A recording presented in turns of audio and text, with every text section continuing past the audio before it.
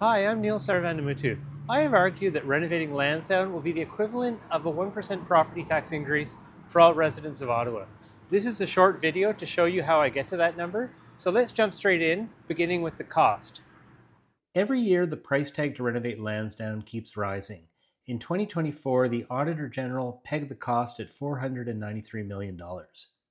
And taxpayers are on the hook for another $19 million for parking, for a total of $512 million. The city's line is that it's mostly self-financing, that it will only cost taxpayers about $5 million a year. I don't agree with that analysis. Let me tell you about what I think is the actual cost this will be to taxpayers.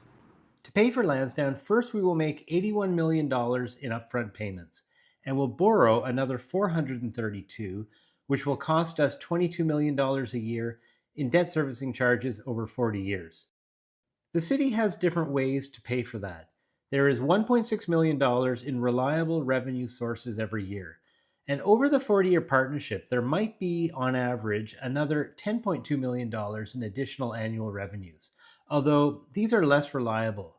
And this is particularly true in the early years of Lansdowne 2.0. For its first decade, starting in 2030, we'll be lucky to see half of those hotel revenues, considering no plan actually exists to build a hotel on site. Also, the city's business plan has lower profit projections for the first couple of decades. And the Lansdowne proponents have said it could easily be a decade before the residential towers get built and the city sees those property tax revenues. All told, we can expect about $5 million in annual revenues for the first decade, meaning taxpayers will be on the hook for about $17 to $20 million a year. And remember, $20 million is the amount you get from a 1% property tax increase. Financial projections are, at best, a guess into the future.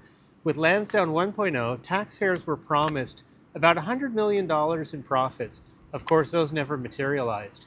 With Lansdowne 2.0, taxpayers are being promised over $350 million in profits. Will those ever materialize? Even if they do, the cost to taxpayers of renovating the stadium will be significant.